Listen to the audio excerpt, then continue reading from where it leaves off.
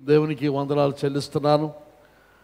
నిన్నటి దినమందు కూడా పరిశుద్ధాత్మ గురించి విషయాలు నేను మాట్లాడాను.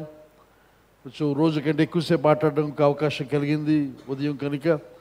అది రోజు కూడా మాట్లాడతాను, కానీ వీలైనంత వరకు గంట 5-10 నిమిషాలు ముగించడానికి ప్రయత్నం చేస్తాను. అయితే ఇక దినాలు ఉన్నాయి, రోజులు ఉన్నాయి, మనకి నేర్చుకోవడానికి సమయం ఉంది. కానీ దయచేసి శ్రద్ధగా వినండి, నేర్చుకోనండి.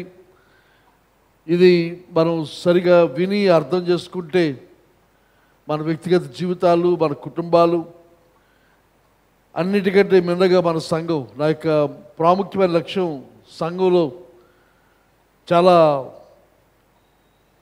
మార్పు. అంటే ఎలాంటి మార్పు అని అంటే విస్ఫోటనం కలిగించినంతటి మార్పు కలగాలని ఆశిస్తూ ఉన్నాను. ఇంతవరకు ఉన్నట్టుగా మనకి మీద ఉండకూడదు. అది నా యొక్క ఆశ, ప్రార్థన. అది జరగాలి అంటే సంఘమంతా ప్రతి ఒక్కరూ, ప్రత్యేకంగా ఒకరు అందరూ రాలేకపోయినా వస్తున్న వారు అయినా ఈ సత్యం గ్రహించి, వాక్యం గ్రహించి దానికి అనుగుణంగా నిర్ణయం తీసుకుంటే, స్పందిస్తే మనం చాలా అద్భుత రీతిని ముందుకు వెళ్ళగలమని నేను విశ్వసిస్తూ ఉన్నాను. దేవుడు ఆ కార్యాన్ని మన ఎడల జరిగిస్తాడు.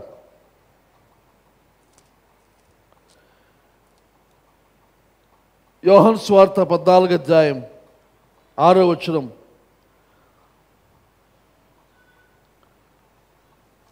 ఆరు కాదండి,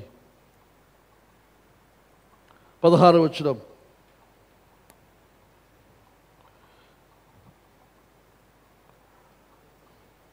నేను తండ్రిని వేడుకొందును, మీ యొద్ద ఎల్లప్పుడూ ఉండుటకై ఆయన వేరొక ఆదరణకర్తను, అనగా సత్యస్వరూపి యొక్క ఆత్మను మీకు అనుగ్రహించును. నిన్నటి దినమందు మాట్లాడుతూ చెప్పాను, వేడుకొందును అన్నప్పుడు బ్రతిమాలుకోవడమో లేకపోతే ఆయనకి ఇష్టం లేకపోతే బలవంతంగా ఇవ్వమని అడగడం కాదు. కానీ అక్కడ తర్జుమాలో ఉన్న అసలైన అర్థమేదనగా, నేను తండ్రిని అడుగుతాను, I will ask the father. ఆయన అడుగుతాను, ఆయన ఇస్తారు. ఇక్కడ చూసినప్పుడు దేవుని వాక్యం మనకు బోధిస్తున్న అంశం ఏదనగా, మనం సేవిస్తున్న దేవుడు త్రిత్వమై ఉన్నాడు, తండ్రి, కుమార, పరిశుద్ధాత్మ. ఇక్కడ ఈ వచనంలో మనం చూస్తాం, 14వ అధ్యాయం 16వ వచనం మనం చూస్తే, నేను అనగా ప్రభువైన యేసుక్రీస్తు, నేను తండ్రిని వేడుకొనగా తండ్రి అని దేవుని వేడుకొందును, మీ యొద్ద ఎల్లప్పుడూ ఉండుటకై ఆయన వేరొక ఆదరణకర్త, అనగా సత్యస్వరూపకు ఆత్మ. వాళ్ళ తెలుగు బైబిల్లో ముద్ర కొంచెం ఎక్కువగా ఇంకి వేసి పెట్టారు. ఆ ముద్ర అలా ఉన్నప్పుడు దాని అర్థం ఏదనగా పరిశుద్ధాత్మ అని అర్థం. మన ఆత్మ అన్నప్పుడు మామూలు అక్షరాలు రాస్తారు, పరిశుద్ధాత్మ అన్నప్పుడు ఇంక కొంచెం ఎక్కువ వేసి బోల్డ్ ప్రింట్ వేయడం జరుగుతుంది తెలుగు తర్జుమాలో. అది మనకు వ్యత్యాసం మనం గమనించవచ్చు. కనుక కుమారుడు ప్రార్థన చేస్తున్నాడు, తండ్రిని అడుగుతాడు, తండ్రి ఏం చేస్తారు, ప్రభువైన యేసు పరిశుద్ధాత్మను పంపిస్తారు. కనుక తండ్రి, కుమార, పరిశుద్ధాత్మ. అలాగే 14:26 వచనం మనం చూస్తాం, ఆదరణకర్త అనగా తండ్రి నా నామమున పంపబోవు పరిశుద్ధాత్మ సమస్తమును మీకు బోధించిన, మీతో చెప్పిన సంగతి అన్నిటినీ మీకు తెలియచేయను. నేను ఆదరణకర్త అనగా తండ్రి నా నామమున పంపబోవు పరిశుద్ధాత్మ లేక ఉత్తరవాది. ఆయన సమస్తాన్ని మీకు బోధిస్తాడు, నేను మీతో చెప్పిన సంగతి అన్నిటిని మీకు జ్ఞాపకము చేస్తాను. ఎవరు? పరిశుద్ధాత్మ. ఆ పరిశుద్ధాత్మ ఎవరు? తండ్రి నా నామమున పంపబోవు పరిశుద్ధాత్మ. తండ్రి, కుమారుడు, పరిశుద్ధాత్మ త్రిత్వాన్ని మనం ఇక్కడ చూస్తూ ఉన్నాం. తండ్రి, కుమార, పరిశుద్ధాత్మ అన్నప్పుడు ఒకే దేవుడు, కానీ 3 వ్యక్తిత్వాలు కలిసి ఒకే పని అందు ఉన్న విషయాన్ని మనం చూస్తాం.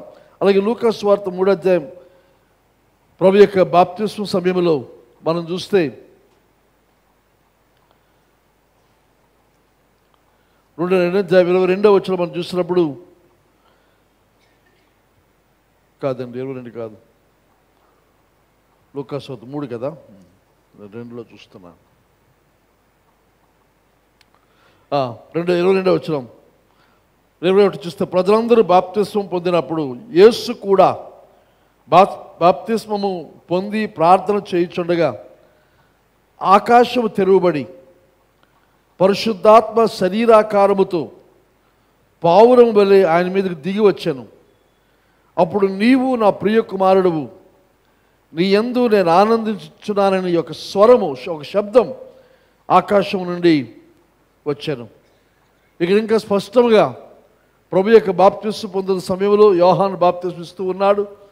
ప్రభు యేసుక్రీస్తు నీటిలో ముంచబడుతూ ఉంటాడుగా ఆయన లేచి బయటకు వచ్చిన తర్వాత మనం చూస్తే ఆకాశం నుండి ఆయన ప్రార్థన చేస్తుండగా పరలోకము నుండి పరిశుద్ధాత్మ శరీరాకారముతో పావురము వలె, ఇక మన తెలుగు తర్జుమాలో పావురం అని తర్జుమా చేయబడింది, కానీ అక్కడ పరిశుద్ధాత్మక పావురంతో మనం చెప్పుకుంటూ ఉంటాం.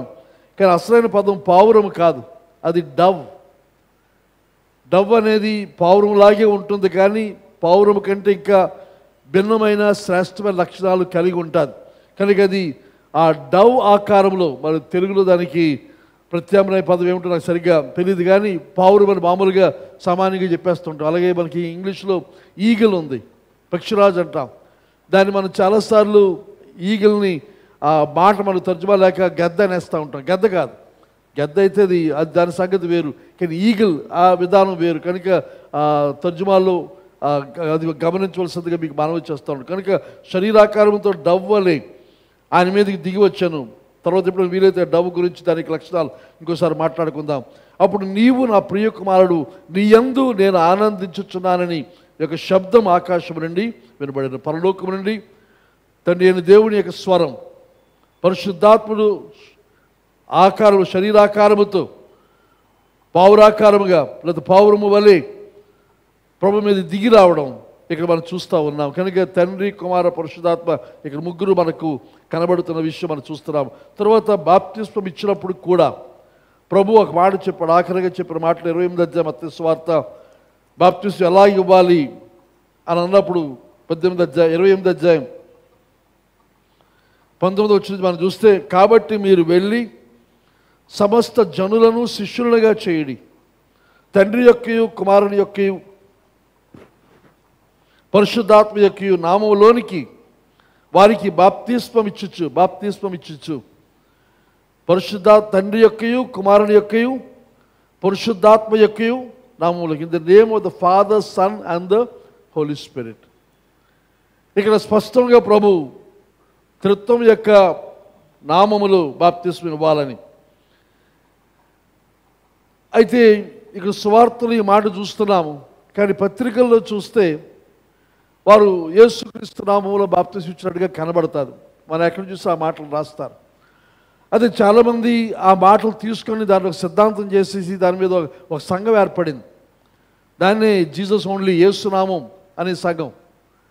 వారు ఇంకా అది చాలా, మరి మీకు ఎవరికైనా పరిచయం ఉందో లేదో కానీ అది చాలా వింతైన పద్ధతులు. వారనగా ఎక్కడ ఏ చర్చికి వెళ్ళరు. ఈ సెక్ట్స్ అన్నీ కూడా కల్ట్స్ చెందిన వారందరూ కూడా ఏమిటంటే ఎవరితోనూ సహవాసం చేయరు. ఇక్కడ మీకు మన దగ్గరగా వచ్చింది కొండాపురం కాదు, ఏ ఊరది,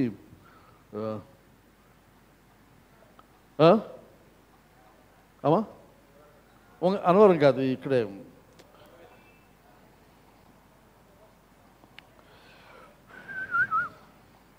ఇటు శ్రీకాకుళం వెళ్తుండగా రోడ్లో రైట్ సైడ్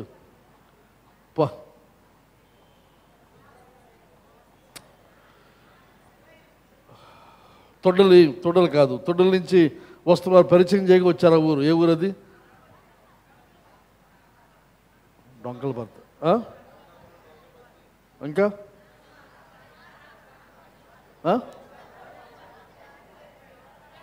డొంకలపర్తి అనుకుంటాం. అయితే అక్కడ మనకు ఒక కుటుంబం అనగా తొడ్లలో ఉన్నవారు చెప్పగా డొంకలపర్తి నుంచి వస్తారు, డొంకలపర్తి అనుకుంటాను. అక్కడి నుంచి వస్తున్నారు ఒక కుటుంబం. అయితే వారిని సంవత్సరాంతంలో విజిట్ చేయడానికి వెళ్తే ఆ ఇంట్లో వారి రెండవ కోడలు క్రిస్టియన్ అన్నారు, క్రైస్తవురాలు అన్నారు. బాగుంది అనుకో. ఏమ్మా మరి చర్చికి ఎప్పుడు రాలేదేమి, దేవుని నమ్ముకున్నావు కదా, నీ భర్త నువ్వు రాలేదంటే ఫ్యామిలీ చెప్పారు క్రైస్తవ పెళ్ళే జరిగిందని చెప్పారు. మరి క్రైస్తవ పెళ్లి జరిగితే మమ్మల్ని పిలవలేదు దేనికి అన్నాను. మిమ్మల్ని పిలవకూడదని అన్నారు. వాళ్ళ సంఘం ఒప్పుకోదట ఎవరు బయట పిలిస్తే. మరి అక్కడ చేసిన పిల్లలు ఎక్కడ ఏదో ఊర్లో విజయనగరంలో వాళ్ళు పెళ్లి చేశారు. ఆ పెళ్లి చేసినప్పుడు అందరూ వాళ్ళ సంఘానికి చెందిన వాళ్ళే వచ్చారట. వాళ్ళు ఇంకొక చర్చికి వెళ్ళకూడదట, వాళ్ళు సంఘానికే వెళ్ళాలంటే ఇంకొక బోధ వినకూడదు, ఇంకొకరితో సహవాసం చేయకూడదు. అలాగే ఇక్కడ మన పని చేయడానికి లేబర్ ఒక ఆమె వచ్చింది. ఆమె నాకు వచ్చి ప్రైజ్ లార్డ్ చెప్పింది. ప్రైజ్ లార్డ్ చెప్పగలమో చాలా సంతోషం, దేవుని నమ్ముకున్నావు అన్నాను. ప్రభు నమ్మానని. ఎక్కడంటే ఇక్కడే దగ్గర అడ్రస్ చెప్పింది. మరి ఏం చర్చికి రావచ్చు కదంటే మేము ఇక్కడ రాకూడదండి అంది. ఎక్కడికి వెళ్తామంటే ఏదో ఊరు చెప్పింది. ఏ సంఘం అంటే ఆ చర్చి పేరు చెప్పగానే అది యేసునామ సంఘం అని నాకు అర్థమైంది.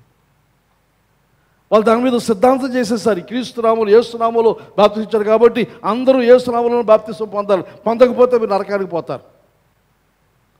ఇక్కడ మొన్నటి దినమందు ఎఫెసీ పత్రిక గురించి మాట్లాడుతూ ఈ పరిశుద్ధాత్మ గురించిన విషయాలు బోధించగల ముఖ్యమైన కారణం ఏదనగా పౌలు అది మిగతా అపోస్తలులు కూడా వారికి తెలిసిన విషయాలు, వారికి అర్థమైన విషయాలు ఒక మాటలో చెప్పేసి ఉండేవారు. మీరు ఆత్మ కలిగిన వారైతే ఆత్మానుసారి జీవించడం అంటే ఏమిటని చెప్పేవారు. కానీ ప్రతి సందర్భంలో కూడా మీరు ఆత్మచేత ఈ రకంగా నింపబడతారు, లేకపోతే ఆత్మిక లక్షణాలు ఇవి అని ప్రతిసారి బోధిస్తే మన బైబిల్ ఎంత అవుతుంది, అవునా? అలాగే బాప్తిస్వామి గురించి కూడా ప్రతిసారి ఆ తండ్రి కుమార పరిశుద్ధాత్మలు ఇచ్చామని అది చెబితే అదొక పెద్దదయ్యే పరిస్థితి కనుక అది అవన్నీ చెప్పకుండా ఒక యేసు నామములో చెప్పేవారు. యేసు నామములో అని చెప్పడానికి గల ఇంకొక ముఖ్యమైన కారణం ఏదనగా యూదులు కానీ యూదులు ప్రాముఖ్యంగా వారు తండ్రి అయిన దేవుని నమ్ముతున్నారు, పరిశుద్ధాత్మ గురించిన అవగాహన వారికి ఉంది.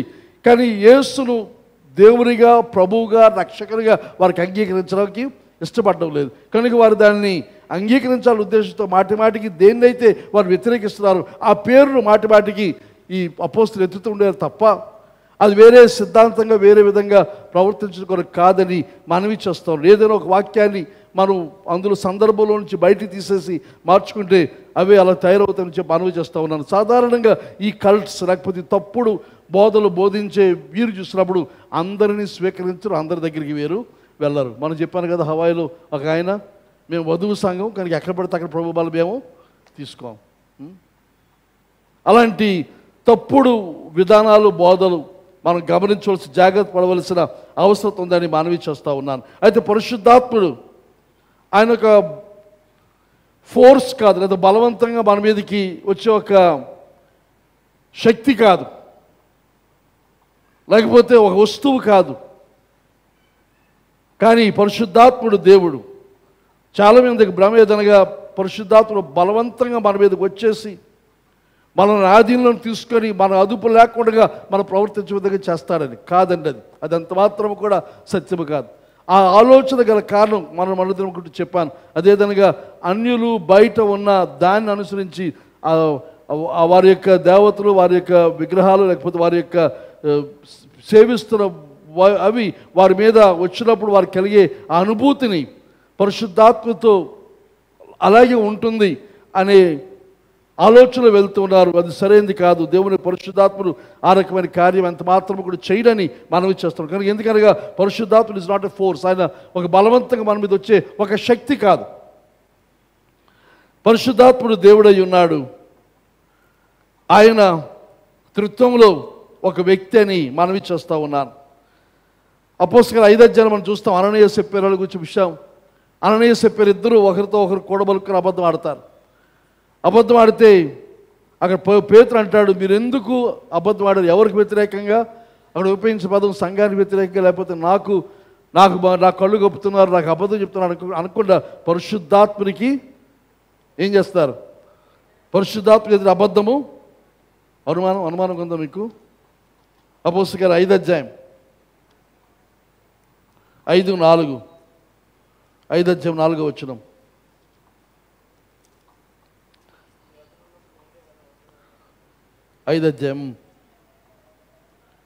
నీవు మనుషులతో కాదు దేవునితో అబద్ధం ఆడుతామని వారితో చెప్పాను. ఇంకా ముందుకు వెళ్తే అందుకు పేతురు ప్రభు 9వ వచనం, ప్రభు యొక్క ఆత్మను శోధించుటకు మీరెందుకు ఏకీభవించితిరి అని సప్పీరుతో అన్న విషయాన్ని మనం చూస్తున్నాం. వీరిద్దరూ దేవునికి వ్యతిరేకంగా 4వ వచనం చూస్తే ఇంగ్లీష్ తర్జుమాలో టు ది స్పిరిట్ అని ఉంటుంది అనుకుంటాను. నేను చూడాలి ఒకసారి. అపోస్తలుల 5:4.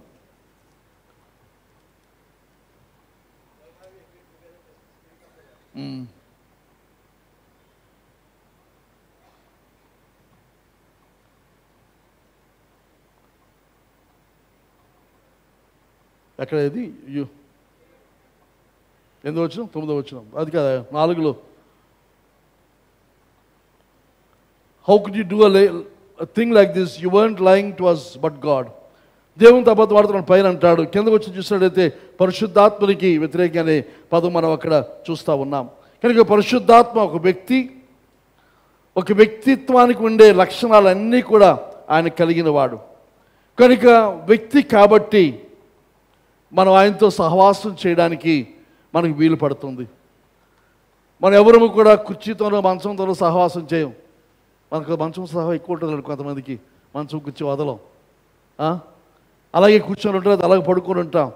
కానీ మనకి ఇష్టమైన కుర్చీ హాయిగా ఉంది, సౌఖ్యంగా ఉంది, కానీ దాంతో సహవాసం సంభాషణ మనకి ఉండదు. ఎందుకనగా అది ఒక వస్తువుతో మన సహవాసంలో సాంగత్యంలో మనం ఉండమని మనకు తెలుసును. అయితే ఆయన వ్యక్తిత్వం కలిగిన వాడు కనుక అది అనే పదం సంబోధించడం సరైనది కాదు. పరిశుద్ధాత్మ గురించి అది ఇది అనడం సరైనది కాదు. అయితే మన కొండల మీద మన సోదరులు వాళ్ళు మనుషులు కూడా అదే అంటారు. మీ ఆయన ఉన్నారంటే అది లేదు, వెళ్ళింది అక్కడికి వెళ్ళింది అంటాడు. అనగానే అదే అనగానే అలా ఆయన అనమాట అది. కనుక అలా ఆ రకమైన భావంలో కాదు. ఇటు చూసినప్పుడు అది అనేది సాధారణంగా మనం వస్తువులకి లేకపోతే ఏదైనా జీవము లేని దానికి ఉపయోగిస్తాం. కనుక మనం గమనించవలసిన అవసరం ఉంది. కనుక పరిశుద్ధాత్మ గురించి ఎవరైనా మాట్లాడుకుంటూ ఉన్నప్పుడు ఆయన గాలి వలె లేకపోతే బలమైన వీచు గాలి పరిశుద్ధాత్మ నింపడిన వారికి వచ్చిన సంగతి అపోస్తలుల 2వ అధ్యాయంలో జరిగిన ఆ సంఘటన బట్టి ఆయన ఒక ఫోర్స్ అని, ఒక శక్తి అని భావించే ప్రమాదం ఉంటుంది. కనుక జాగ్రత్త అని మనవి చేస్తూ ఉన్నాను. ఈ రకమైన భాష మనం ఉపయోగించడం వలన మనం పరిశుద్ధాత్మ గురించి తప్పుగా మనం అర్థం చేసుకున్న తర్వాత ఒక ఇంపర్సనల్ ఫోర్స్ అనగా వ్యక్తిత్వం లేని ఒక శక్తి అన్నట్టుగా మనం భావిస్తూ ఉన్నాం. కనుక చాలామంది దాని మీద ఒక వేదాంత సిస్టమ్నే మొదలుపెట్టేసి పరిశుద్ధాత్మను ఒక బలమైన శక్తిగా భావించే స్థితిలో కొంతమంది వెళ్ళిపోయారు. అదొక రకమైన బోధ కూడా ఉందని మనవి చేస్తూ ఉన్నాను. అయితే ఆది శతాబ్దాల్లో మనం చూసినప్పుడు సంఘం యొక్క ఆరంభంలో ఆది శతాబ్దాల్లో ఆ కాలంలో ఒక ఆలోచన ఒక అతను ఏరియస్ అని అతను బోధించేవాడు. ఏమిటంటే పరిశుద్ధాత్ముడి యొక్క వ్యక్తిత్వాన్ని అతను అంగీకరించేవాడు కాదు. అంగీకరించగా అది ఒక శక్తి బలముగా అది ఇదని సంబోధన ఉండేది. అలాగే ప్రస్తుత కాలంలో యెహోవా సాక్షులు మనకి చుట్టూ వినబడుతుంటే అక్కడక్కడ వారు కూడా ఇదే విధానం. పరిశుద్ధాత్మని వారు అంగీకరించగా అనగా పరిశుద్ధాత్మ వ్యక్తి అని అంగీకరించని తప్పుడు సిద్ధాంతం అది. కనుక అలాంటి బోధలు అలాంటి వారు ఎవరైనా వచ్చి సాధారణంగా ఈ తప్పుడు బోధలు చేసేవారు ఎక్కడ వీధుల్లోకి వెళ్ళి స్వార్థ చేయరు, సంఘాల్లోనే చేస్తారు, క్రైస్తవుల దగ్గరికే వెళ్తారు. క్రైస్తవుల వారితోనే మాట్లాడుతూ ఇది బైబిల్ ఎలాగుందో మీకు తెలియదా, మీ పాస్టర్ చెప్పలేదా అన్నట్టుగా లేనిపోని మాట్లాడుతుంటారు తప్ప బయట అన్యులకు వెళ్ళి వీధుల్లో నిలబడి కానీ అక్కడ ప్రభుని ఎరగిన వారికి స్వార్థ చేయడం కాకుండా ఎరిగిన వారిని కలిపి చెరిపే ఉపదేశాలు చేస్తూ ఉంటారు. కనుక జాగ్రత్త వహించవలసిందిగా మనవి చేస్తూ ఉన్నాను. కనుక సత్యం ఎరగడం అనేది చాలా ప్రాముఖ్యమైనది. ముఖ్యంగా పరిశుద్ధాత్మను గురించిన సత్యం. పరిశుద్ధాత్మ ఒక వ్యక్తి అయి ఉన్నాడు. వ్యక్తి కాబట్టి ఒక వ్యక్తితో మనం ఎలాగైతే సంబంధాన్ని అభివృద్ధి చేసుకోగలమో ఆ రకముగా పరిశుద్ధాత్మతో మన సంబంధాన్ని అభివృద్ధి చేసుకోగలము. అంతకంతకు సన్నిహితంగా మనం ఉండడానికి అవకాశం ఉంటుందని మనవి చేస్తూ ఉన్నాను. ఎప్పుడైతే పరిశుద్ధాత్మని యొక్క వ్యక్తిత్వాన్ని వ్యక్తిగా మనం గ్రహిస్తామో అర్థం చేసుకుంటామో ఆయన యొక్క సన్నిధిని ఆయన యొక్క సహవాసాన్ని మనం అనుభవించగలము, దానిలో ఆనందించగలము, ముందుకు సాగగలమని మనవి చేస్తూ ఉన్నాను. కనుక తండ్రి కుమార పరిశుద్ధాత్మ, కనుక తండ్రి కుమారుడు పరిశుద్ధాత్మ మీరు చూసినప్పుడు అది వారి యొక్క పేరులా లేకపోతే వారు చేసే కార్యాల వారి రోల్లా అని మనం ఆలోచన చేస్తే ఇది చెప్పాలంటే వారి పేరు అనే కంటే దేవుడు వారి యొక్క పేరు తండ్రి కుమార పరిశుద్ధాత్మ. ఆ త్రిత్వములో దేవునికి ప్రత్యేకమైన బాధ్యతలు ఉన్నాయి, ప్రత్యేకమైన రోల్స్ ఉన్నాయి, ప్రత్యేకమైన విధులు ఆయనకు ఉన్నాయి. అలాగే ప్రభువైన యేసుక్రీస్తుకు ఆయన ప్రత్యేకమైన విధులు ఆయనకు ఉన్నాయి. అలాగే పరిశుద్ధాత్మనికి ఆయన విధులు ఆయనకి ఉన్నాయి. కనుక ఈ మూడు వ్యక్తిత్వాలుకి ఒకే పేరు, అదేవిధంగా దేవుడు అని పేరు.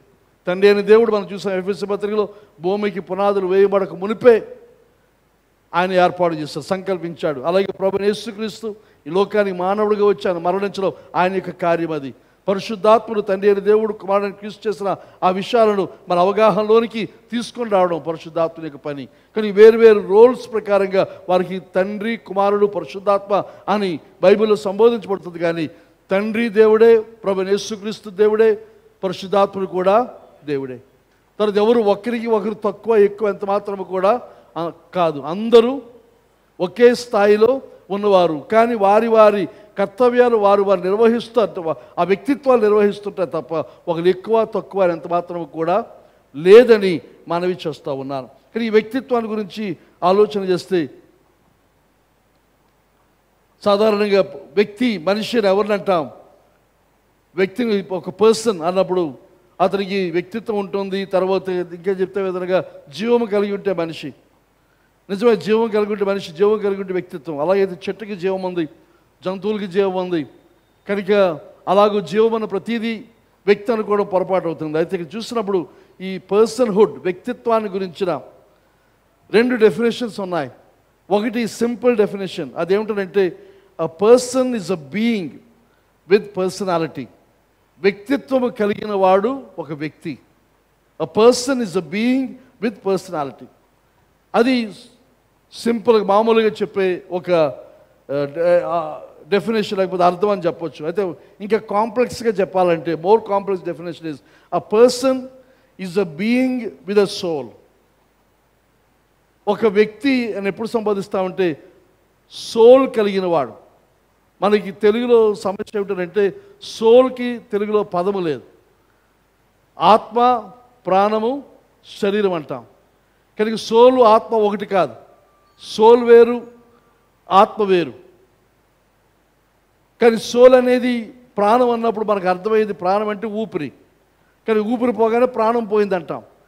కానీ ఇంగ్లీష్ తర్జుమాలో చూసినప్పుడు సోల్ అనేది మన ఆత్మకు, శరీరానికి మధ్యలో ఉండి ఆ సోల్లో మనం గమనించినప్పుడు ఉన్న విషయాలు తర్వాత వస్తాను. అయితే గమనించాల్సి a person is a being with a soul. Soul కలిగిన వ్యక్తి, అతడు వ్యక్తి అని సంబోధిస్తాం. సోల్కి తెలుగు పదం లేదు, అది వచ్చిన బాధ. అది ప్రాణం అనేస్తున్నాం. కానీ ప్రాణం అనేస్తే తప్పు అర్థం చేసుకునే ప్రమాదం ఉంది. కాబట్టి ఆ ప్రాణం అనే పదం వాడడానికి ఇష్టపడడం లేదు. అయితే మత్తయి సువార్త 12వ అధ్యాయం 8-18 వచ్చిన చూద్దాం. మత్తయి సువార్త 12-18. 12-18.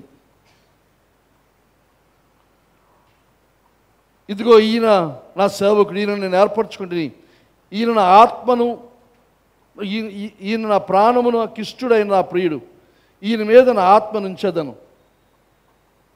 ఇక్కడ తండ్రి అయిన దేవుడు ప్రభువైన యేసుక్రీస్తు గురించి మాట్లాడుతున్న మాటలు. మత్తయి సువార్త 12వ అధ్యాయం ESV తర్జుమాలో చూస్తే, behold my servant whom I have chosen, my beloved in whom my soul is well pleased. My beloved అనగా ప్రభువైన యేసుక్రీస్తు ఆ ప్రియుడు, నా సేవకుడు, నా ప్రియుడు. ఆయన యందు నా యొక్క సోల్ ఎంతగానో ఆనందిస్తూ ఉంది. ESV తర్జుమా చాలా యాక్యురేట్ తర్జుమాగా చెప్పబడుతూ ఉంది. NLT కొంత తర్జుమాను అనగా ఒరిజినల్ తర్జుమాను కొంత వివరిస్తుంది, కనుక మనకు సులువుగా అర్థమవుతుంది. కానీ యాక్యురేట్ ట్రాన్స్లేషన్ చెప్పాలంటే ESV, తర్వాత ఇంకా NIV అలాంటివి కొన్ని ఉన్నాయి. కానీ ఇక్కడ ESVలో చెప్తున్న ఆ యాక్యురేట్ ట్రాన్స్లేషన్ అంటున్నాడు, whom my soul is well pleased. కనుక ఇక్కడ ప్రభునకు సోల్ ఉంది. లేకపోతే సోల్ మనం ప్రస్తుతానికి మాటిమాటికి ఇంగ్లీష్ వాడకుండా హృదయం అని వాడుకుందామా? దానికి ఒప్పుకుంటారా? మనస్సు సోల్లో ఒక భాగం మాత్రమే, మనసే కాదు అంతా. మనస్సు సోల్లో ఒక భాగం. దానికి వస్తాను తర్వాత ఇంకా ముందుకు వెళ్దాం. మత్తయి సువార్త 26వ అధ్యాయం, మత్తయి సువార్త 26వ అధ్యాయం 38వ వచనం. అప్పుడు యేసు మరణమగినంతగా నా ప్రాణము బహు దుఃఖంలో మునిగి ఉన్నది, మీరు అక్కడ నిలిచి నాతో కూడా మెలకువగా ఉండడి. Then he said to them, my soul is exceedingly sorrowful. ఇది NLT తర్జుమాలో కూడా సోల్ అని తర్జుమా చేశారు. My soul is exceedingly sorrowful. ఎవరు? ప్రభువైన యేసుక్రీస్తు అంటున్నాడు. తండ్రి అయిన దేవుడు పై వచనంలో అన్నాడు, my soul is well pleased. ప్రభువైన యేసుక్రీస్తుని బట్టి ప్రభు యొక్క తండ్రి యొక్క సోల్ చాలా ఆనందించింది. అంటే చూసిన ప్రభువైన యేసుక్రీస్తు అంటున్నాడు, మరణానికి వెళ్ళే ముందు గెత్సెమనే తోట అనుభవం చూసినప్పుడు my soul is exceedingly sorrowful. చాలా అధికంగా నేను నా సోల్లో లేకపోతే నా హృదయమందు విచారిస్తున్నాను. తర్వాత హెబ్రీ పత్రిక 10వ అధ్యాయం, హెబ్రీ పత్రిక 10వ అధ్యాయం 38వ వచనం మనం చూస్తే, నా ఎదుట నీతిమంతుడైన వాడు విశ్వాస మూలముగా జీవించడు కానీ అతను వెనుక తీసినట్ల అతని యందు నా ఆత్మకు సంతోషం ఉండదు.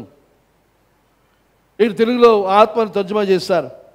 అయితే ఇక్కడ ఇంగ్లీష్లో ఈఎస్వీలో, మరలా ఈఎస్వీలో చూస్తే the spirit of grace declares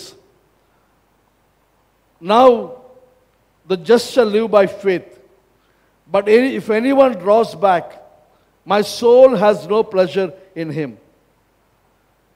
ఇది పరిశుద్ధాత్ముడు చెబుతున్న మాట. ఏదనగా నీతిమంతులు విశ్వాస మూలముగా జీవించుదురు, కానీ ఒకవేళ ఎవరైనా వెనుక తీసినలా దేవుని యొక్క పరిశుద్ధాత్మనికి అంటున్నాడు ఇక్కడ, my soul has no pleasure in him. కనుక అతని యందు నాకు నా సోల్లో ఆనందం లేదు. కనుక తండ్రి అయిన దేవుడు, కుమారుడైన క్రీస్తు, పరిశుద్ధాత్ముడు ముగ్గురు కూడా ఆ సోల్ కలిగిన వారు కాబట్టి మన యొక్క పర్సనాలిటీ, వ్యక్తిత్వానికి ఇచ్చిన మన డెఫినేషన్, రెండవ డెఫినేషన్లో సోల్ కలిగిన వాడు వ్యక్తి. ప్రభువైన యేసుక్రీస్తు, పరిశుద్ధాత్ముడు, తండ్రి అయిన దేవుడు ముగ్గురు కూడా, లేకపోతే మూడు వ్యక్తిత్వాలు కూడా సోల్ కలిగి లేకపోతే హృదయం కలిగి ఉన్నారని మనకు తెలుస్తుంది. అయితే సోల్ అంటే ఏమిటి? What is soul? ఆ సోల్లో 3 భాగాలు ఉన్నాయి.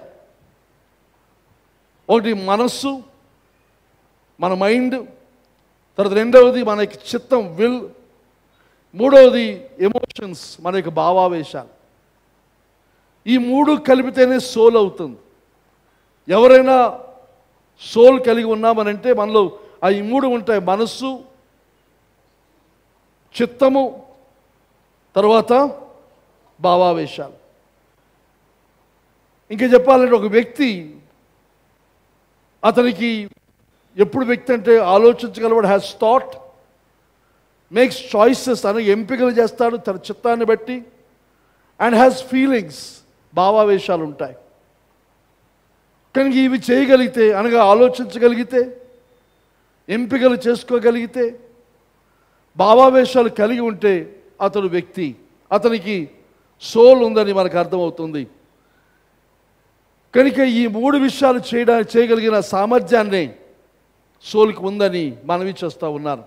ఇది కొంచెం బయటికి వెళ్తున్నాను. మనం చనిపోయిన తర్వాత జరిగేది ఏమిటంటే ఈ దేహాన్ని మాత్రమే విడిచిపెడతాం. మన ఆత్మ, మన యొక్క సోల్ ఉంటాయి, నిత్యత్వానికి ఉంటాయి. ఈ దేహానికి బదులు ఈ దేహాన్ని వదిలేస్తాం కనుక, ఈ మట్టి దేహాన్ని వదిలేస్తాం కనుక పునరుత్థానం మందు మరలా కొత్త దేహాన్ని మనకి ఆయన ఇస్తాడు. అలాగని కొత్త ఆత్మ, కొత్త సోల్ ఇవ్వడు. ఆ పాతదే, పాత ఆత్మ, పాత సోలే మనకు ఉంటుంది, కానీ దేహం మాత్రం కొత్తదవుతుంది. ఆ కారణం చేత మనం చనిపోయిన తర్వాత కూడా నిత్యత్వంలో మన జ్ఞాపకాలు ఉంటాయి. అందుకనే ఇక్కడ ఉంటుండగా మన సంబంధ బాంధవ్యాలు సరిగ్గా ఉండాలి. నిత్యత్వానికి మన జ్ఞాపకాలు ఉంటాయి. అది కూడా నా ఆశేదనగా అది మంచి జ్ఞాపకాలుగా మనందరికీ ఉండాలి. కనుక అది గుర్తుపెట్టుకు, అది ఒక చిన్న సైడ్ కొంచెం పక్కకి వెళ్ళి ఇవాళ చెబుతూ ఉన్నాను. కానీ ఈ 3 విషయాలు కూడా, ఈ 3 భాగాలు విషయమై మనం కొన్ని పరీక్ష చేసుకుంటూ ముందుకు వెళ్దాం. కానీ దేవుని వాక్యం మనం చూస్తే అనేకమైన లేఖన భాగాలు, ఆ రిఫరెన్స్ అన్నీ చూపించలేము, కానీ వాళ్ళు చూస్తే బైబిల్ అంతటా కూడా దేవునికి మనస్సు ఉంది, దేవునికి ఒక మైండ్ ఉంది, ఆయన ఆలోచిస్తాడని సంగతి మనం చూస్తాం. తర్వాత ఇంకా అనేకమైన వాక్యాలు మనం చూస్తే ఆయనకి చిత్తం ఉంది. తర్వాత ఇంకా అదే విధంగా చూసినప్పుడు ఆయనకి భావావేశాలు కూడా ఉన్నాయి. ఆయన ఆనందము, సంతోషము, విచారము, కోపము, ఇవన్నీ కూడా దేవునిలో ఉన్నట్టుగా, భావావేశాలు ఉన్నట్టుగా మనం చూస్తూ ఉన్నాం. కనుక దాన్ని బట్టి దేవునికి తప్పనిసరిగా ఒక మైండ్ ఉంది, ఒక విల్ ఉంది, ఎమోషన్స్ ఉన్నాయి, చిత్తం ఉంది, మనస్సు ఉంది, తర్వాత భావావేశాలు ఉన్నాయి. అయితే ఈ దినమందు మనకు అర్థమవుతుంది ఎదురుగా హీ హ్యాజ్ అ సోల్. ఇది తండ్రి విషయము సరైనదే, అలాగే కుమారుని విషయం కూడా సరి, అలాగే పరిశుద్ధాత్మ విషయం కూడా. అయితే పరిశుద్ధాత్మ గురించిన విషయాలు మళ్ళా వస్తాను. అయితే ఇక ముందుకు వెళ్దాం.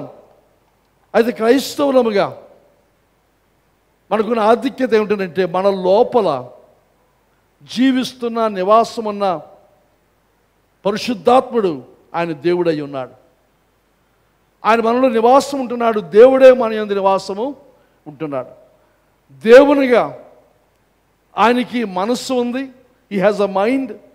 ఆ మనస్సు కూడా దేవుని యొక్క మనస్సు, పరిశుద్ధాత్మ యొక్క మనస్సు ఒకటే.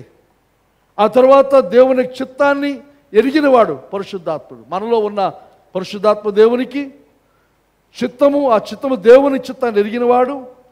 తర్వాత భావావేశాలు కలిగిన వాడు, మన భావావేశాలు కూడా గ్రహించగలిగిన వాడు. కనుక ఆయనలో మనలో ఆయన నివాసం ఉంటాడు. కాబట్టి మనం ఆయన సహాయం కోరి ఆయన దగ్గరికి వెళితే మనకు సహాయం చేసేవాడై ఉన్నాడు. ఇంకా మనకు ఆయన ఆలోచించే విధముగా ఆలోచించగలిగిన సహాయం మనకిస్తాడు. ఆయన ఆశించిన విధముగా ఆశించే ఆశ మనలో కలుగజేస్తాడు. ఆయన ఎలాగైతే అనుభూతి చెందుతున్నాడో ఆ అనుభూతిలోనికి మనలను కూడా ఆయన తీసుకుని వెళ్ళగలడు. అనగా ఒక విధంగా చెప్పాలంటే మన యొక్క భావావేశాలన్నీ కూడా ఆయనవే అవుతాయి. ఆయన మనలో నివాసం ఉన్నప్పుడు, ఆయనకి మనం స్థానం ఇచ్చినప్పుడు, ఆయన ఆధిపత్యం మన లోబడినప్పుడు మన యొక్క ఆలోచన, మన యొక్క కోరికలు, మన యొక్క భావావేశాలు ఇవన్నీ కూడా ఆయనను పోలి ఆయన వలె ఉంటాయి. ఆ స్థితికి మనందరూ ఎదగాలని ఆశిస్తూ ఉన్నాను. ఇది ఎంత గొప్ప ఆధిక్యత! దేవుని వలె, కుమారుని వలె, పరిశుద్ధాత్మని వలె మన యొక్క ఆలోచనలు, మన యొక్క తలంపులు, మన యొక్క కోరికలు ఎప్పుడైతే పరిశుద్ధాత్మని చేత నింపబడి ఆయన ఆధీనం మనం అప్పగించుకుంటామో మనం నడిచే విధానం అంతా కూడా మారిపోద్ది. ఇక మీద మన ఇష్టాన్ని అనుసరించి ప్రభువా ఇది నా కోరిక, ఇది నా ఇష్టం, నీవు దీని ప్రకారంగా చేయని చెప్పడం కాక దేవుని చిత్తం అని తెలిసిన తర్వాత ప్రభువా ఆ చిత్తం నెరవేర్పు కొరకు మనం ప్రార్థన చేయడం మొదలు పెడతాం. దాని కొరకు ఆశిస్తాం. దానికి అనుగుణంగా మనము జీవితాన్ని సరి చేసుకుంటామని చెప్పి మనవి చేస్తూ ఉన్నాం. కనుక పరిశుద్ధాత్ముడు వ్యక్తిత్వం కలిగిన వ్యక్తి, ఆ వ్యక్తి మనలో ఉన్నాడు. మళ్ళీ దానికి వస్తాను. తర్వాత ఇది ఈరోజు చెప్పాలని ఆశిస్తే ఇంకో విషయం, గాడ్స్ అట్రిబ్యూట్స్, దేవుని యొక్క లక్షణాలు. దేవుని యొక్క లక్షణాలు చూసినప్పుడు అనేకమైన లక్షణాలు ఉన్నాయి. అవన్నీ దేవుని గురించిన సిద్ధాంతం థియాలజీలో అవి నేర్చుకుంటాం. కానీ అది ఇప్పుడు మనం చేస్తున్నది థియాలజీ కాదు, పరిశుద్ధాత్మని గురించిన విషయాలు మనం ధ్యానం చేస్తున్నాం. కాబట్టి కొన్ని మాత్రమే దేవుని లక్షణాలు మీకు ముందు నుంచి ఆ తర్వాత ముందుకు సాగాలని ఆశిస్తున్నాను. పరిశుద్ధాత్ముడు త్రిత్వంలో ఒక వ్యక్తి అని మనం చెప్పుకున్నాం.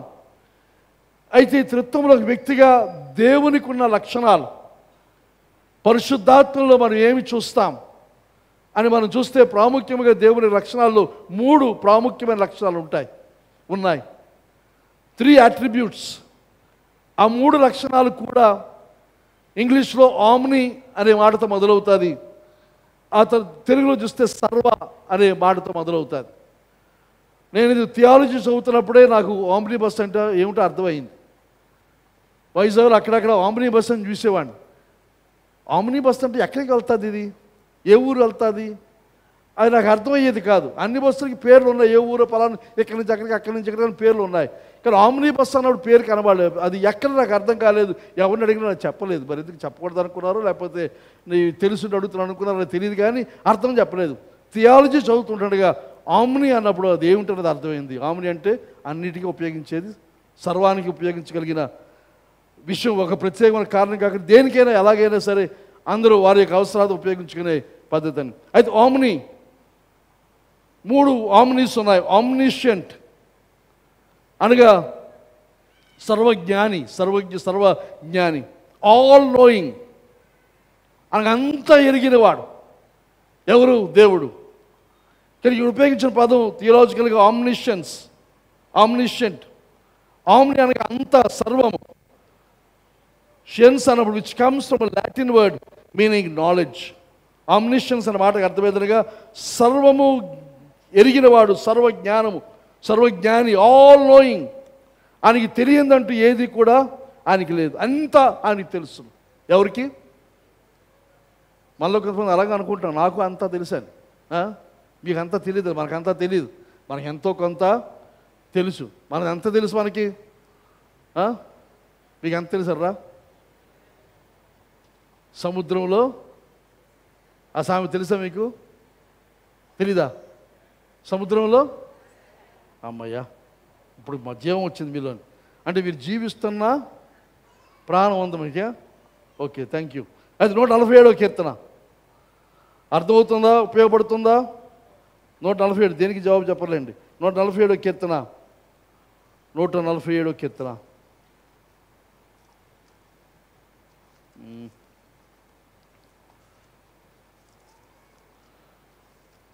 147.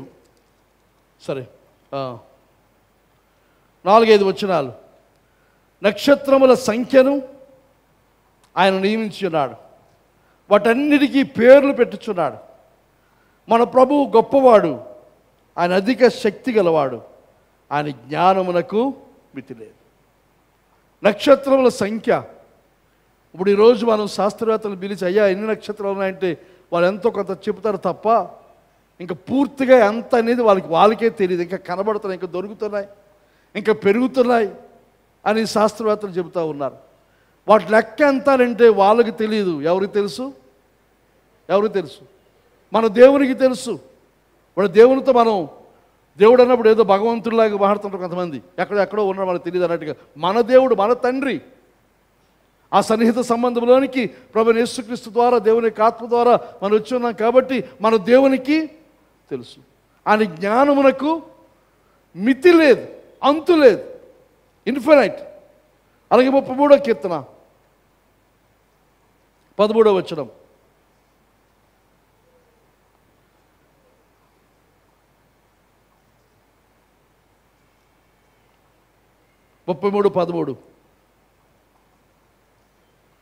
యెహోవా ఆకాశంలో నుండి కనిపెట్టుచున్నాడు, ఆయన నరులందరినీ దృష్టించుచున్నాడు. తాను నివాసస్థలంలో నుండి భూలోక నివాసం అందరి వైపు ఆయన చూచుచున్నాడు. ఆయన వారందరి హృదయములను ఏకరీతిగా నిర్మించినవాడు, వారి క్రియలన్నీ విచారించేవాడు, వారిని దర్శించువాడు. అందరినీ ఎరిగినవాడు. Knows us all at the same time. మనందరినీ ఎరిగినవాడు, మన హృదయాంతరంగంలోని విషయాలు ఎరిగినవాడు.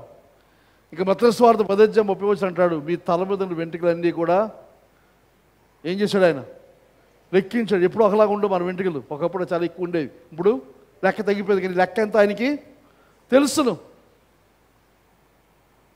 ఈ వెంట్రుకలు లెక్క పెట్టడం అనేది అసాధ్యం, ఎవరికి కూడా సాధ్యం కాదు. కానీ మనం మారుతున్న వెంట్రుకల లెక్క కూడా ఆయన ఎరిగినవాడు. మన అంతరంగంలో హృదయ లోపల ఉన్న ఆలోచనలు ఎరిగినవాడు. ఆయనకి మరుగైనది ఏది కూడా లేదు. ఇది దేవుని విషయమై ఎంత యథార్థమో పరిశుద్ధాత్మ విషయం కూడా అంతే యథార్థం.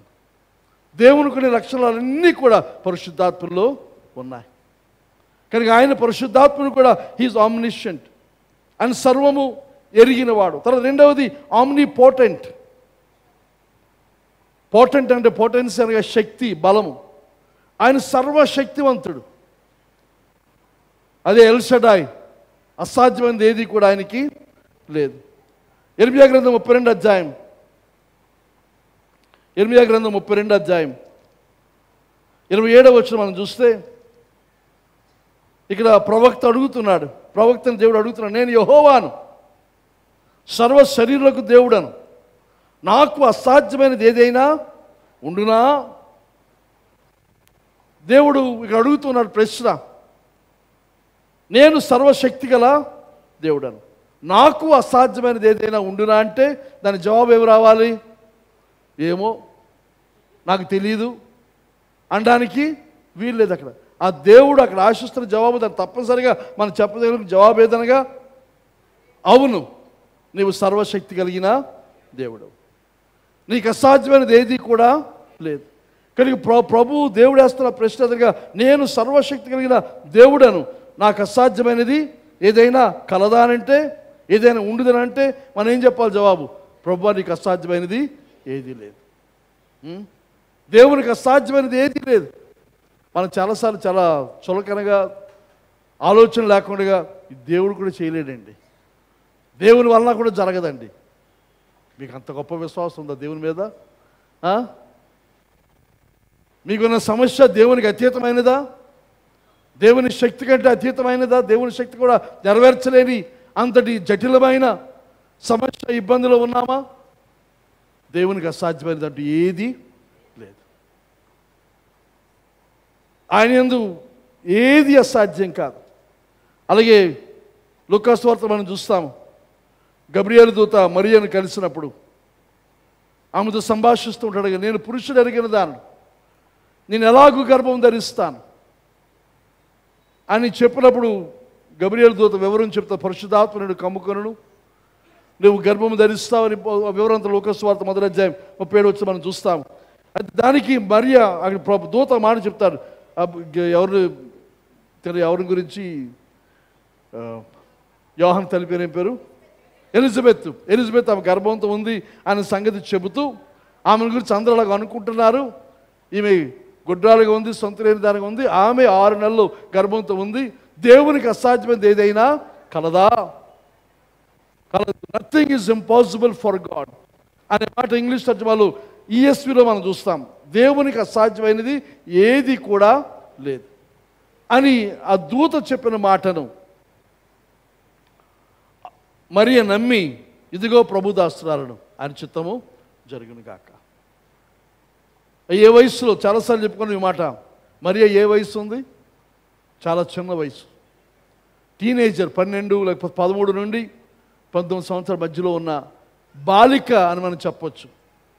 ఆ అమ్మాయి ప్రభు యొక్క మాటకు లోబడి, ఆయన శక్తి, సర్వశక్తి కలిగిన ఆయనకు తను తాను అప్పగించుకొని, నీ చిత్తమే,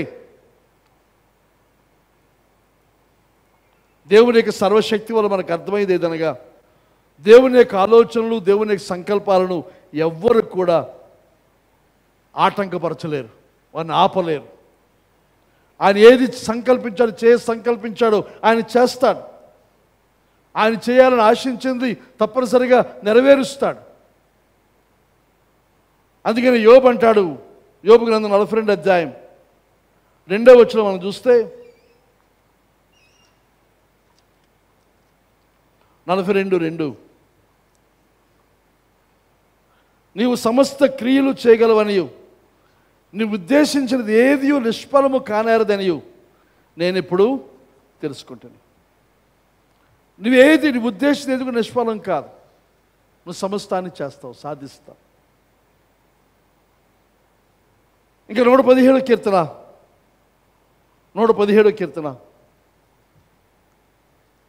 115 115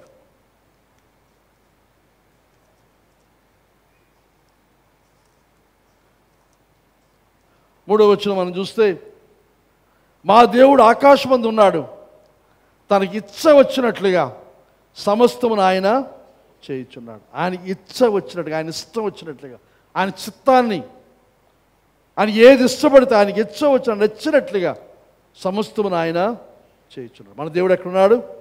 ఆకాశమందు ఉన్నాడు. కానీ పౌలు ఇప్పుడు ఇదే విషయాన్ని గురించి ఎఫెసీ పత్రికలోకి వెళదాం. ఈ వచ్చిన భాగం నాకు చాలా ఇష్టమైంది. ఎఫెసీ పత్రిక 3వ అధ్యాయం 20వ వచనంలో మనం చూస్తాం. అక్కడ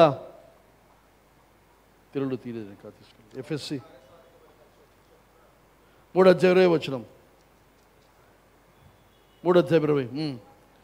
మనలో కార్యసాధకమైన తన శక్తి చొప్పున మనం అడుగువాటన్నిటికంటే, ఊహించువాటన్నిటికంటే అత్యధికంగా చేయ శక్తి గల దేవునికి క్రీస్తు యేసు మూలముగా సంఘములో తరతరములు సదాకాలం మహిమ కలుగునుగాక. మన అడుగు వాటికన్నా, ఊహించు వాటికన్నా అత్యధిక చేయగల శక్తి గల దేవుడు అని ఇక్కడ సంబోధించడం మనం చూస్తాం.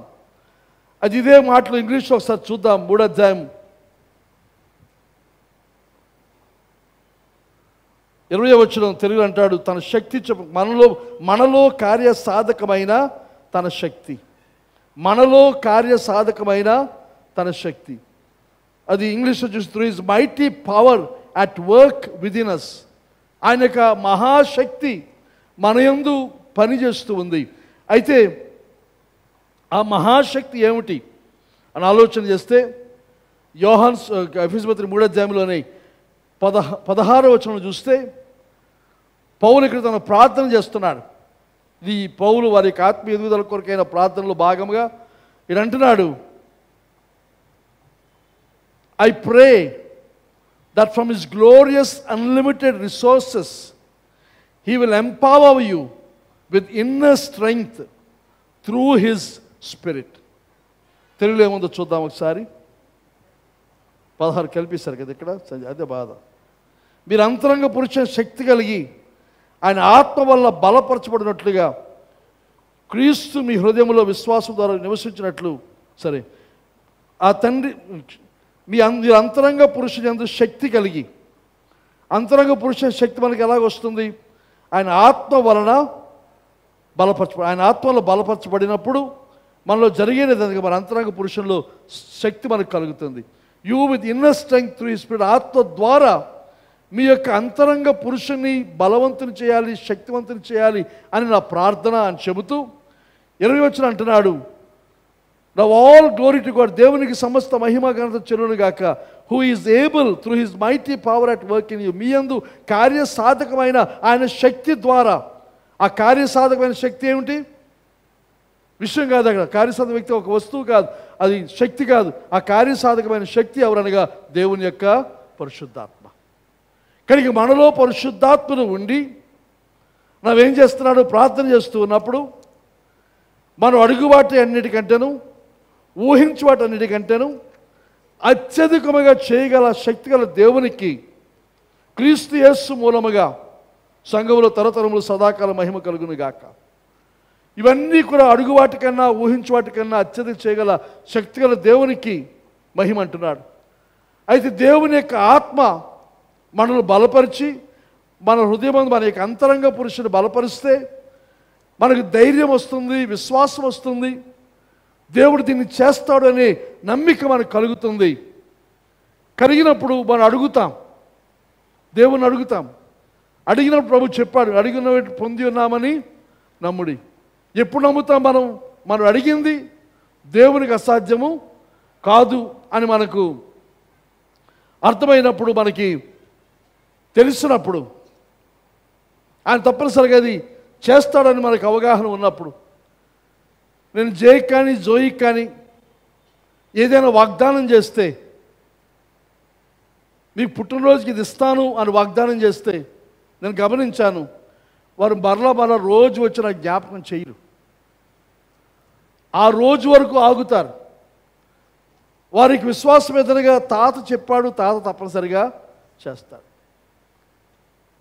తప్పనిసరిగా ఆ రోజు చూస్తారు, ఆ రోజు ఎదురు చూస్తారు. ఆ రకంగా వారికి ఉంటుంది. ఎందుకు అలాగా అడగకుండా మరలా జ్ఞాపకం చేయకుండా ఉన్నారు అని అంటే దాని అర్థం వారు నమ్ముతున్నారు. తర్వాత వారి నమ్మిక ఏదనగా అది నాకు అసాధ్యం కాదు, చేయగలను, చేస్తాను అని వారికి ఆ నమ్మకం ఉంది. అలాగే దేవునిలో మనకు ఆ నమ్మకం ఉన్నప్పుడు ధైర్యంతో అడుగుతాము.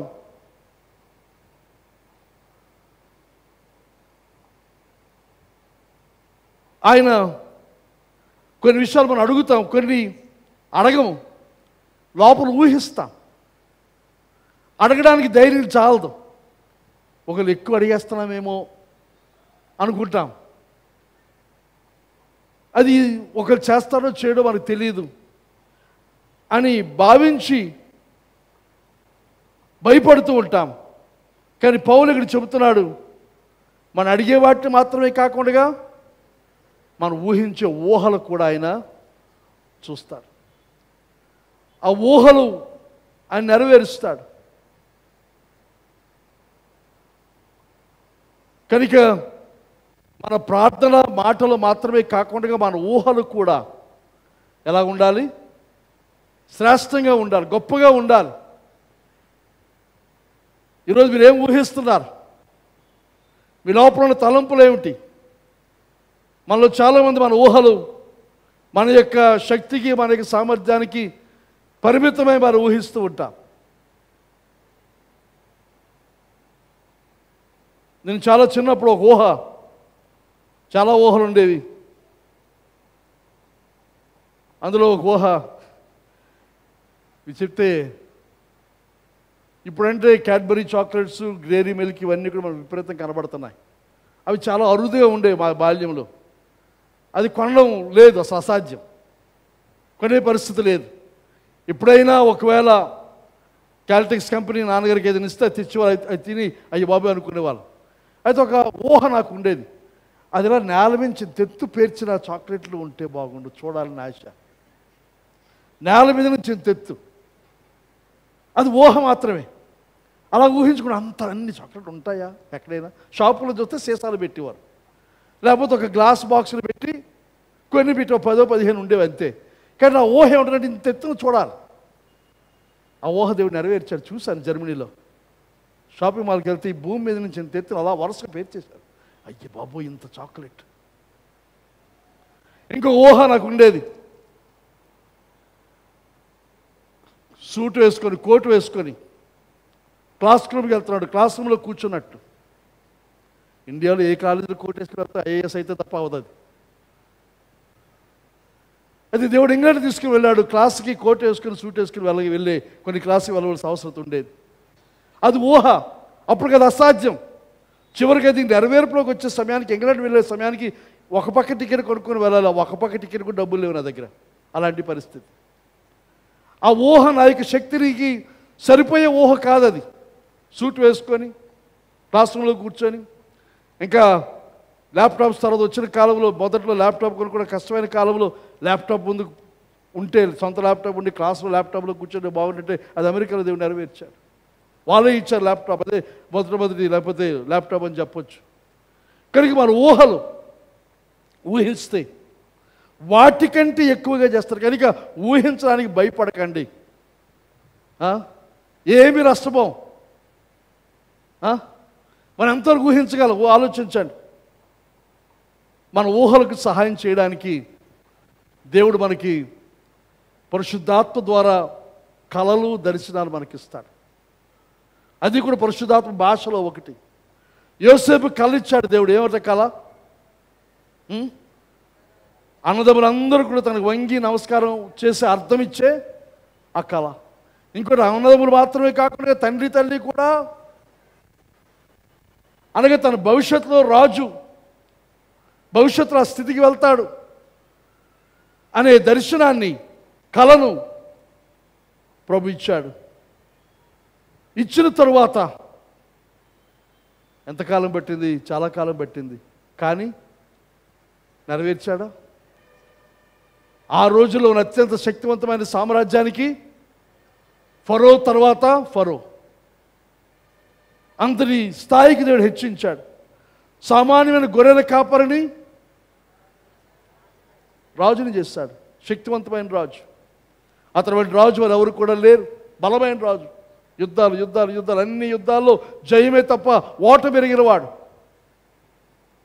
కనుక దేవునికి అసాధ్యమైనది ఏది కూడా లేదు. కనుక మీ ఊహలు చాలా జాగ్రత్తగా ఊహించాలి.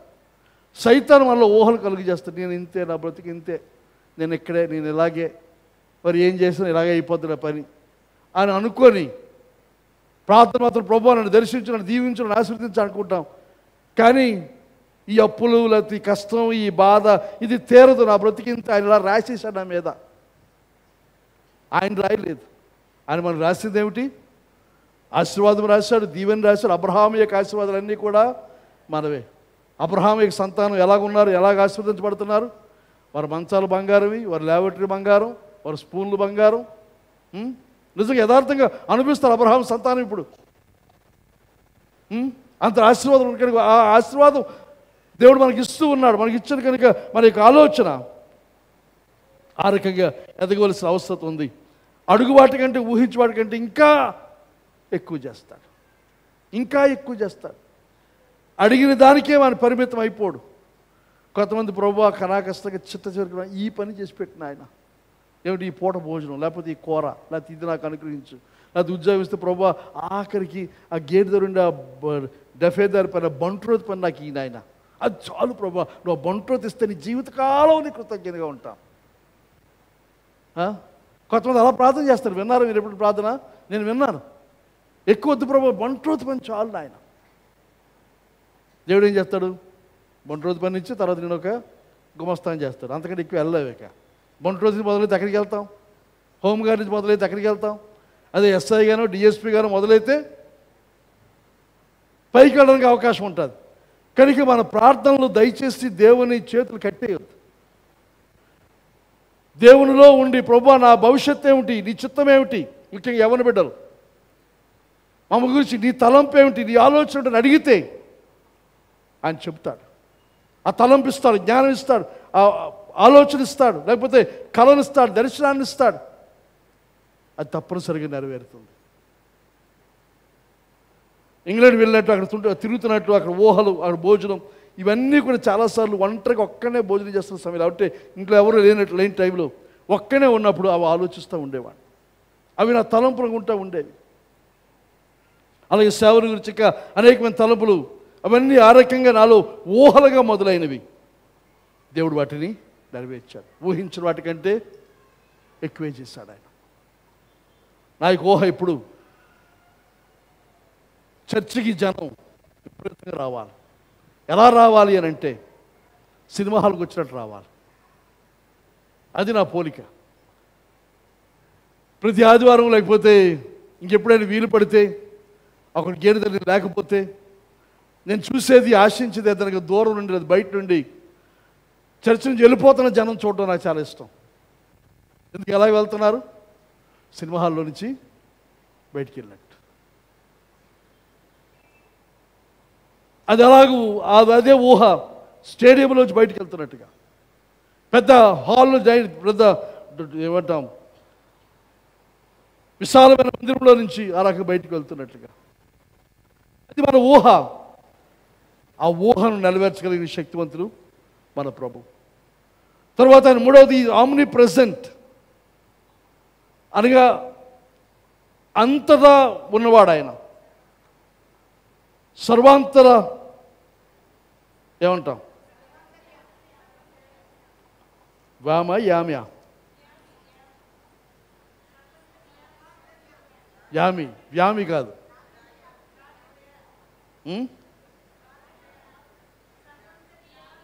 రైట్, సరే తెలుగు పండితులు మీరు దాన్ని చూసుకోండి. నాకైతే ఆమ్ని ప్రెజెంట్, ఎక్కడ అన్ని చోట్ల ఉండేవాడు. ఏం 139 7-10 వచ్చినారు. నీ ఆత్మీయతను నేను ఎక్కడికి పోవదును, నీ సన్నిధి నుండి నేను ఎక్కడికి పారిపోవదును. నేను ఆకాశానికి ఎక్కినాను, అక్కడ ఉన్నావు.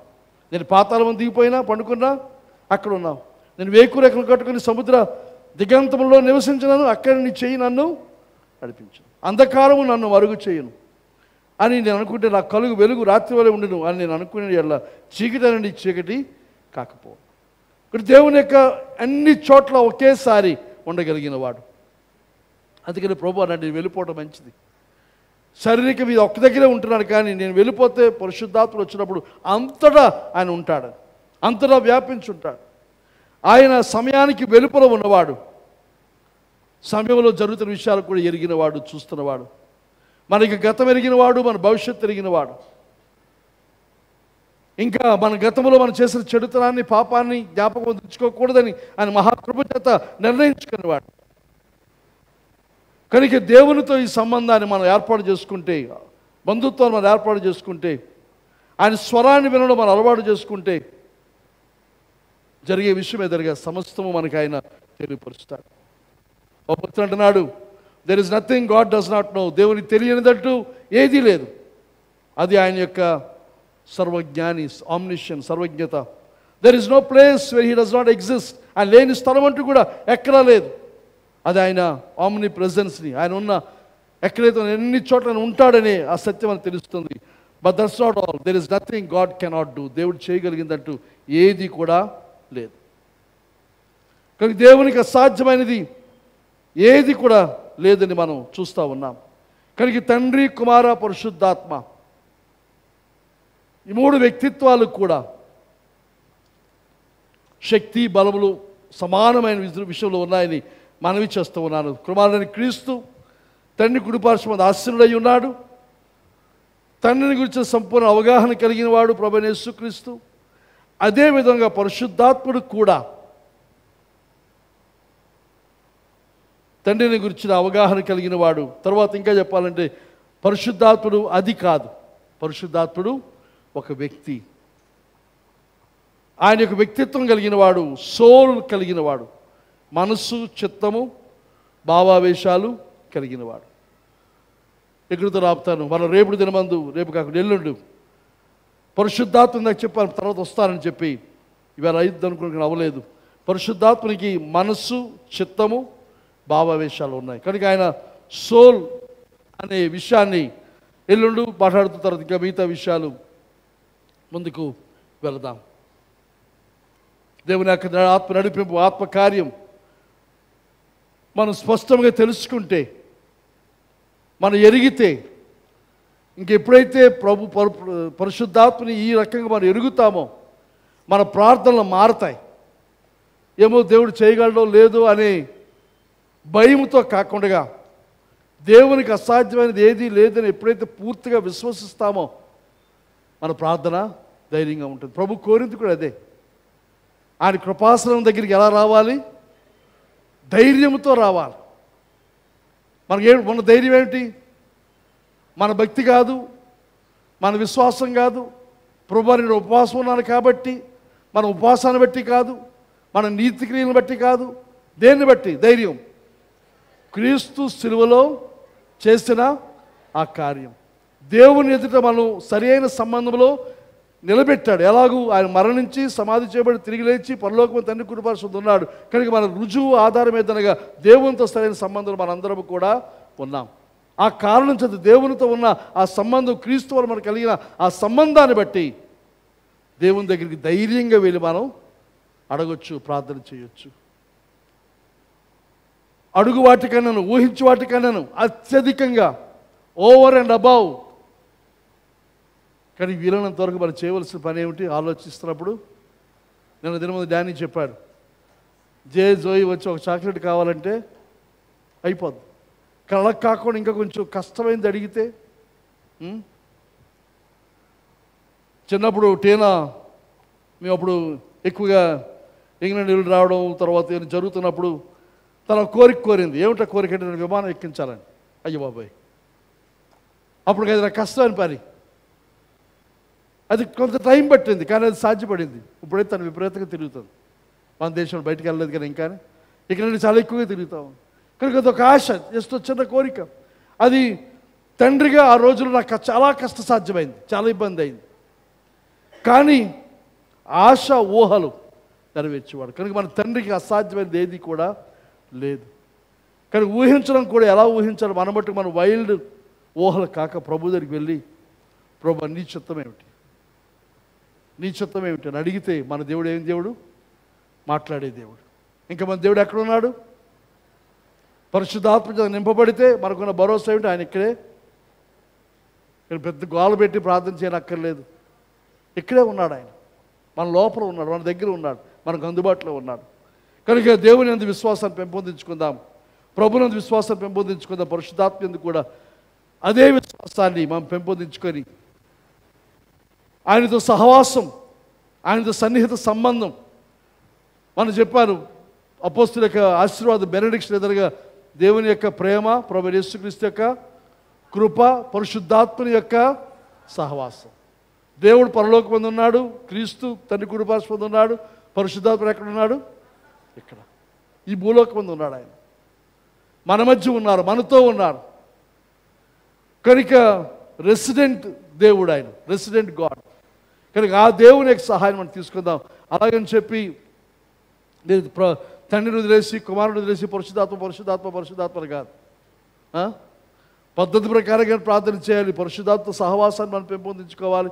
నేను పరిశుద్ధాత్మ నిమిదాలు పొందిన కొంతమంది యొక్క చరిత్రలు, వారి యొక్క విషయాలు, సాక్ష్యాలు చదివినప్పుడు, వినినప్పుడు వారు కొంతమంది పరిశుద్ధాత్మ నింపడిన తర్వాత కొన్ని దినాల పాటు లేవలేక అదే విధంగా దేవుని సన్నిధిలో ఉండిపోయారని వారు రాసిన చోట్ల చదివాను. కనుక అది అంటే అలాగని చెప్పి మరి నేను పరిశుద్ధాత్మ పొందితే నన్ను అలా బలవంతం ఉంచేసి రాత్రి పగలు ఉంచేస్తారు, కంగారు పడక, అలాంటిది ఏమీ జరగదు. మన చిత్తాన్ని దాటి, మన యొక్క ఇష్టాన్ని దాటి, మన కోరికలు దాటి ఆయన ఏమీ బలవంతంగా ఒక శక్తి వల్ల మనం పూనేసి ఏమీ ఆయన చేయడు. కనుక మన ఇష్టము, మన చిత్తము అనుగుణంగానే దేవుని యొక్క ఆత్మ కార్యం చేస్తారు. కనుక ఎవరు కంగారు పడిపోయి నా అదుపు నేను తప్పిపోతానేమో అని భయపడొద్దని మరోసారి మనవి చేస్తాను. ఇంకా ముందు ఇక మిగతా విషయాలు తెలియజేస్తాను. ఇంకా స్పష్టత ఏర్పడుతుందని విశ్వసిస్తూ ఉన్నాను. కనుక శ్రద్ధతో వినండి. తర్వాత మరలా చెప్తున్నాను, వచ్చిన వారందరూ కూడా ప్రతిరోజు కూడా రండి. ఒకరోజు వచ్చి ఒకరోజు మానేస్తే మీకు అర్థమవదు. మీకోసం అలా నిన్నటి మళ్ళీ చెప్పాలంటే సీరియల్ కాదు ఇది కదా. సీరియల్గా మాట్లాడుతున్నప్పటికీ మనం వెనక్కి వెళ్తే మనం ముందుకు సాగలేము. వీళ్ళతో 21 దినాల్లో పరిశుద్ధాత్మ గురించిన విషయము, అలాగే ఎఫెసీ పత్రిక 2 పూర్తి చేయాలని ఆశిస్తున్నారు. పరిశుద్ధాత్మ గురించి పూర్తి అవ్వచ్చు, కానీ ఎఫెసీ పత్రిక పూర్తి కాకపోయినా ముందుకు వెళ్దామని ఆశిస్తూ ఉన్నాను. కనుక దయచేసి గమనించండి, ప్రతిరోజు రండి. మిగతా సమయాల్లో వాక్యాన్ని చదవండి, నేను చూపించిన రిఫరెన్స్లు చదవండి, పరిశోధించండి, ప్రార్థన చేయండి. అందరూ తల ఉంచుదాం, ప్రార్థన చేద్దాం.